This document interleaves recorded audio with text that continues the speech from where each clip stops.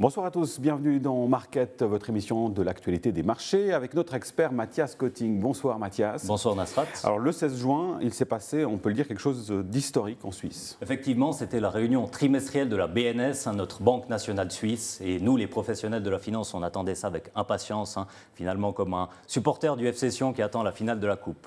Alors Mathias, en quoi est-ce que cette Banque nationale est-elle si importante ?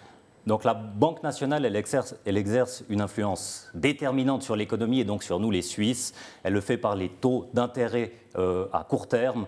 Imaginez-vous, ce n'est pas le cas, mais si la BNS monte de 5% ses taux, qu'est-ce qui se passe ? L'économie s'effondre et il y aurait beaucoup de personnes qui perdraient leur emploi. Alors qu'a décidé notre Banque centrale ? Donc la BNS, elle a relevé les taux à court terme, les taux pour la première fois depuis 2007. Donc les taux qui étaient à moins 0,75 ont été montés à moins 0,25. Si la BNS, elle continue à monter ses taux, on sortirait des taux négatifs. Donc c'est ce qu'on anticipe, la sortie prochaine de la période de l'ère des taux négatifs. Et alors quel impact cette évolution a sur nous, les Suisses ? Alors ces taux négatifs qui existent depuis 2015, ils disparaîtraient. Donc pour les épargnants, qu'est-ce qui se passerait? Donc ils ne seraient plus soumis à ces taux négatifs. De l'autre côté, on aurait donc les crédits à court terme, les crédits Saron par exemple. Donc là, on verrait les taux monter progressivement. Et finalement, qu'est-ce qui se passe quand la BNS monte les taux? C'est le franc suisse qui s'apprécie et c'est ce qu'on voit depuis la décision de la BNS. Bon, du coup, avec les vacances qui approchent, c'est plutôt une bonne nouvelle pour le pouvoir d'achat à l'étranger? Alors c'est le cas, donc les vacances à l'étranger elles vont coûter moins cher. Donc l'été dernier il fallait 1,10 franc pour acheter 1 euro, cet été il faut environ 1 franc pour acheter 1 euro, donc les vacances vont coûter environ 10% moins cher. Alors je me souviens d'une époque lointaine maintenant où on échangeait 1,60 franc contre 1 euro.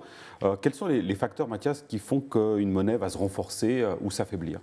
Alors les facteurs, c'est toujours l'offre et la demande.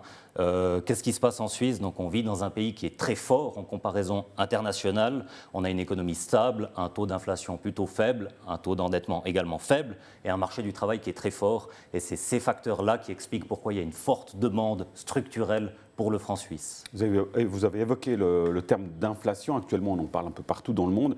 Dans quelle mesure est-ce que cette inflation va influer sur le taux de change ? Alors aujourd'hui, il faut environ 1 franc pour 1 euro. Prenons un exemple avec une paire de chaussures qui coûterait 100 francs en Suisse et également cette même paire de chaussures 100 euros en Italie.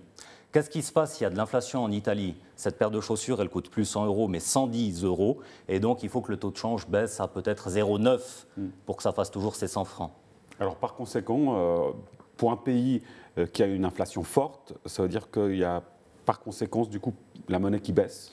C'est exactement ça, donc c'est un facteur important, l'inflation. En Europe, on a vu que l'inflation était 2% plus élevée qu'en Suisse ces dernières années, et c'est ça qui explique pourquoi, notamment, le franc suisse s'est fortement apprécié face à l'euro. Et alors, quel avenir pour le franc suisse? Alors, on pense que le franc suisse va rester fort à l'avenir. L'inflation en Europe, elle devrait rester environ 2% plus élevée qu'en Suisse. Et si on fait un calcul, 2% plus élevé de plus d'inflation en Europe par rapport à la Suisse, on arrive à un taux de change dans 10 ans de 85 centimes par euro. Merci beaucoup Mathias Cotting. Merci à vous pour votre fidélité. Très bel été. On se retrouve très vite pour un nouveau numéro.